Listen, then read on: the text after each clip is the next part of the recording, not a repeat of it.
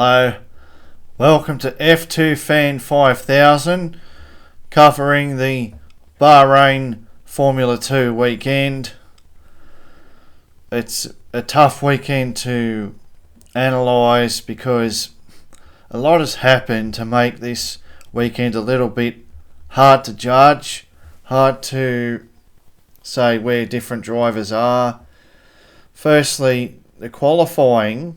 Obviously, the qualifying, some drivers really impressed, but then the sprint race is very chaotic, decided by safety cars, not to detract from the winner, of course. And then in the feature race, what we've had two separate groups. One that started on soft tyres, one that started on hard tyres, and we've seen that there's been a split, and the race is more about how those strategies played out. However, there's two drivers that have definitely stood out. So going back a little bit to the in-season test, which happened before we went to Bahrain, ART put a lot of laps on the board.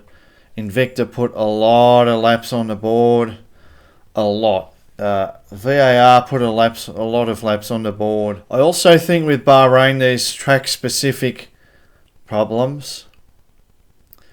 Now, we've seen Prema, they've really struggled at this circuit in the past, but this weekend in both Formula 2 and Formula 3 they have been absolutely nowhere. I think, so I'm going to go over it. Now, in qualifying, Fornaroli did the business. He's done an excellent job. Meanwhile, Alex Dunn in fourth is excellent, considering, no one had him on his bingo card. You speak to the pre-season predictions, no one talked about Alex Dunn. His Formula 3 season last year was a struggle, and then this year he's just been so fast compared to expectations. Who else has done well? I mean, Victor Martins is back on the front row. Browning's beating Beganovic. Megatunov did an excellent job to get into the top 10. So did Rafael Villagomez. In qualifying, Campos were very disappointing. Both cars outside the top 10. Same with Prema. I think best just go into driver ratings so we can analyse each driver. Number one, Victor Racing, Leonardo Fornaroli. Let's put it on pole. The sprint race was disappointing, but the feature race, he's held on for a podium. Very, very robust defence in the last lap and of the race to hold on to that podium position. I like it. I know I was surprised there wasn't some sort of investigation. Actually in the sprint race he got a point because Dirksen was disqualified. If you remember in the sprint race, a lot of drivers pitted after the safety car. Yeah, I'll give Leonardo Fornaroli an 8. It's kind of ironic that he's leading the championship but hasn't won a race yet. That's sort of his thing. I don't think he wants that to be his thing. I don't know why he's so much slower in this race than Alex Dunn. I just think Rodin, this is deja vu from last year. Rodin are just so good at this circuit. You can't beat them, and they've put in I don't know where Invicta are, but I think as the season progresses, Invicta are going to be very strong. I believe they put in the most amount of laps at the Bahrain in-season test. I don't know if there's going to be another in-season test, but they put in so many laps. Both of the drivers. Fornaroli's very consistent. And then we go Roman Stanek, and I have to give Roman Stanek a 3 out of 10. He's a third season driver. He has an excellent car, but his qualifying, despite being excellent qualifying, but his race pace is very poor. he should be bagging points, even if it's the back of the top 10. Then I can give him a proper rating, like 7 out of 10 or something. But when he's just falling through the field, can't manage the tyres, I can't give Roman Stanek a rating, and then he's finished 17th place. That's sort of where he would have been if he was in the Trident last year. Yeah, 3 out of 10 for Stanek, and most of that's for his qualifying performance. Otherwise, I'd give less. And then we look for number 3 is Pepe Marti. He deserves... I'll give Pepe Marti an 8 out of 10. He was excellent in the sprint race. He won that, all those cars fighting for position. No mistake, just kept it on the road. Won the sprint race. He was fast in the feature race. Some might say he was unlucky not to get on the podium, but 4th place is an excellent result. He's 4th. He's got 23 points. It's very early days. I think Campos go around this circuit. They remember Ralph Boschung back in 23, Marty last year with a double podium. The question is, can this form by Pepe Marti be carried over into the rest of the season? Because this is what happened last year. He's very fast at Bahrain, and then he fell off and fell outside of the top 10 in the championship. When it comes to Arvid Lindblad, I'll give him a 7 out of 10. I feel that some people will say he's a bit disappointing. I don't have really high expectations on Arvid Lindblad. I think his age, being about 2 years younger than the youngest driver, is I think because these cars don't have power steering, I think that's a disadvantage for... He made the... If you watch this feature race, there were two... As I said before, there are 2 groups. And he's made his hard tyres go a long way. Whereas some of the other drivers didn't. They struggled to get their hard tyres well into the stint. He's made that strategy work. He's come away with decent points. I have to give him a 7 out of 10. Of course, qualifying is in 16th is very disappointing, but I think he's done a good job, especially in the feature race. And then Oliver Goethe, I have it on good authority. The H is silent. So Oliver Goethe, 3rd Red Bull Junior driver in a row, car number 5. I'll give him a 4 out of 10. He just is not having pace at the moment. He's not scoring points. I realised Oliver Goethe got a 4th in the sprint race, so I'll give him a 5 out of 10.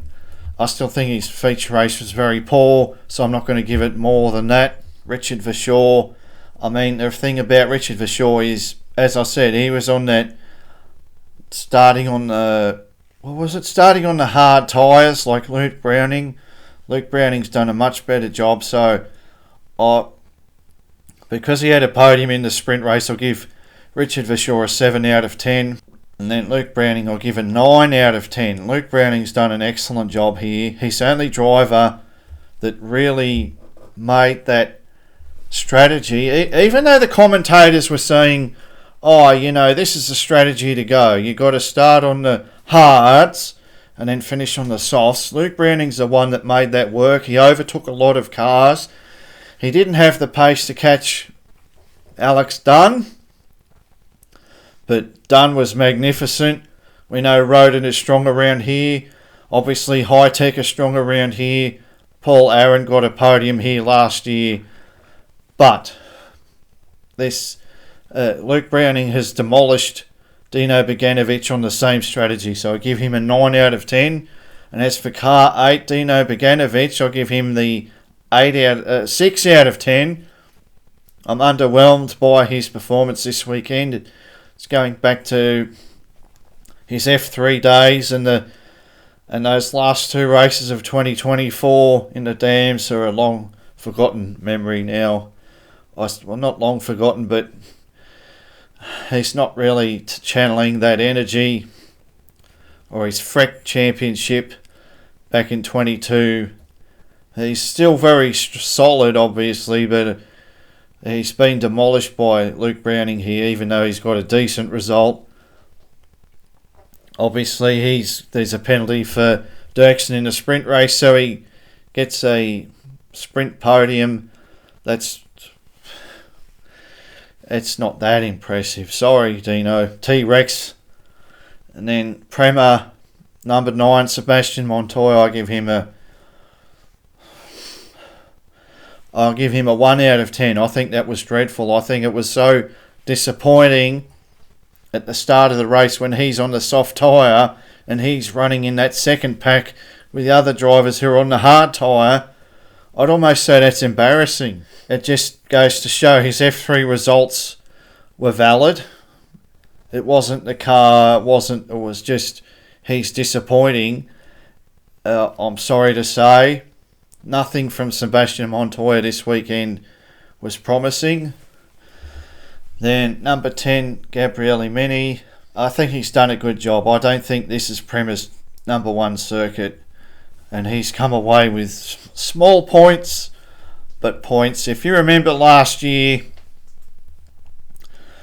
Oliver Behrman and Kimi Antonelli were near the back of the grid. And in the feature race, Antonelli did a good job, but he came through for 10th place. I think what Gabriele Mini here has done is a good job, so I'll give him a 7 out of 10. I know it seems pretty high, but considering where Prema are, and I suppose it makes my Montoya rating a little bit like, well, yeah, Prema, maybe Montoya deserves but just he had no pace all weekend, I'm sorry. And then, but Mini gets a 7, Jack Crawford gets a 5. It wasn't all his fault that he's had a poor weekend, but the qualifying is still his weakness, and I can't, when you're supposed to be a championship contender, you can't qualify back in 14th or 15th place every week. That's just not going to work for you. And then in the race, he's making positions as he always does, and then the team have a bad pit stop. It's a disaster.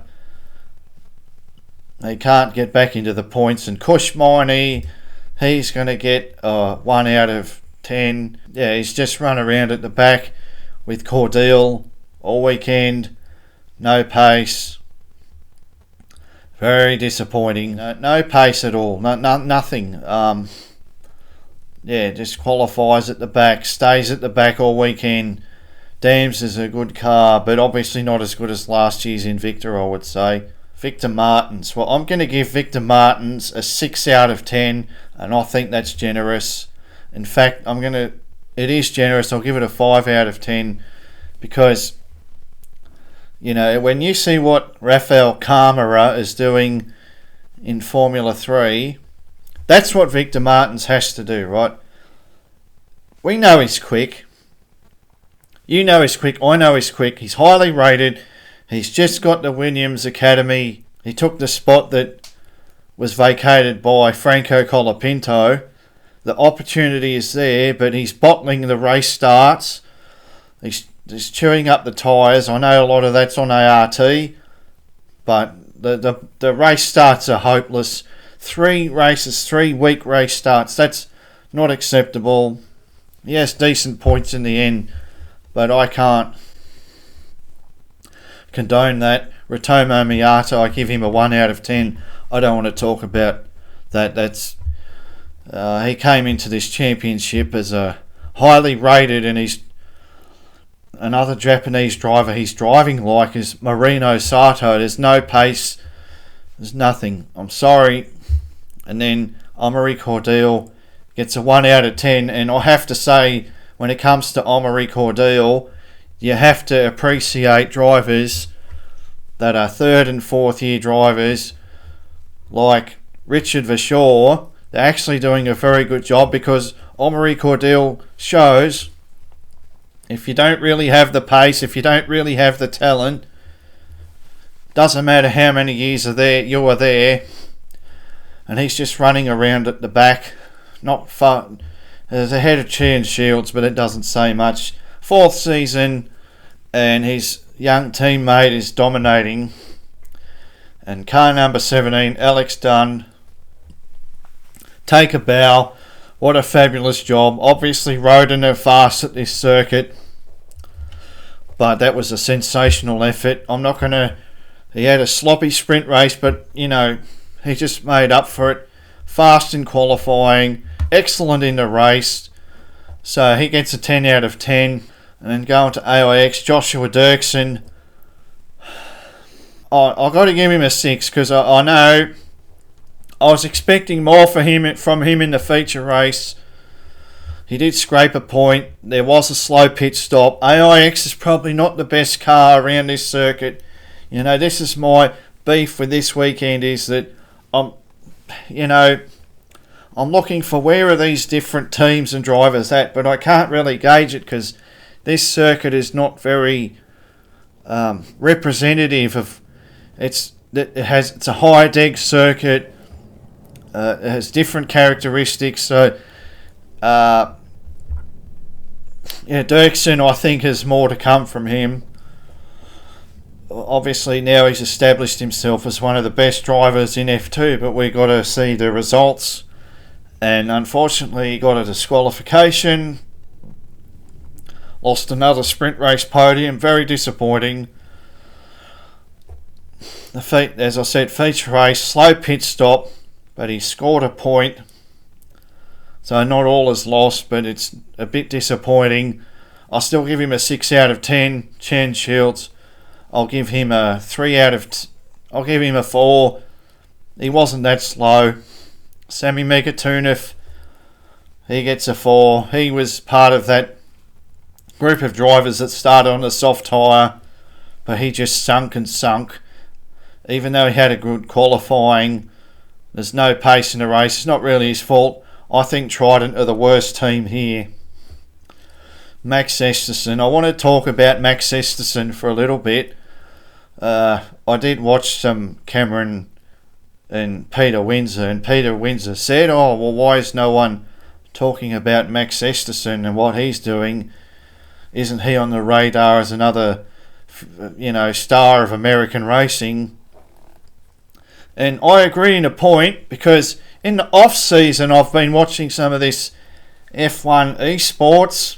People like Jarno Opmeer, Thomas Ronha, Ismail Fassi, for example. If I turn on YouTube, I watch Formula Regional GB3, and I saw those drivers in the car, the likes of Opmeer, Ronha, etc., in a Formula Regional car, I'll be like, wow, this guy's actually racing proper and he's not that bad. And when you think Max Esterson was also an esports driver, I want to be careful what I say, but I guess his appearance is a giveaway that he's an esports sim racer. But the thing about it is, and he's in Formula 2, like, for an esports sim racer to then go to Formula Ford in America, and then quickly GB3, F3, and then F2, I think that's fantastic achievement. However, it's too early, it's too quick. He's not ready to be in Formula 2. He's not fast enough. He's he should have done another season in F3, probably gone to a better team.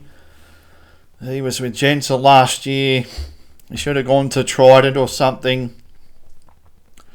Put a decent season together, get some confidence going, then go to Formula 2. He's rushed up. He doesn't look prepared. I think it's going to hurt his confidence. And for this race, no pace at all. I'll give him a 2 out of 10. Sorry, Max Esterson, but that was a very poor weekend. And then lastly, we have Van Amersfoort Racing. John Bennett, I'll give him a... I don't know. I mean, they're obviously a lot doing well, but there's no points for John Bennett at the end, so I've got to give him Like, he's racing better than people expect. I'll give him a 4 out of 10.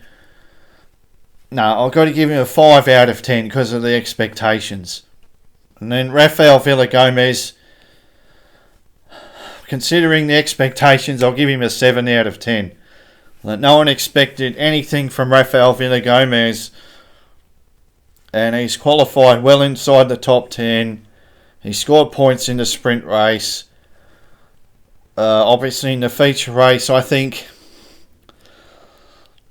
I don't think he quite has the skill to make difficult tyre strategies work.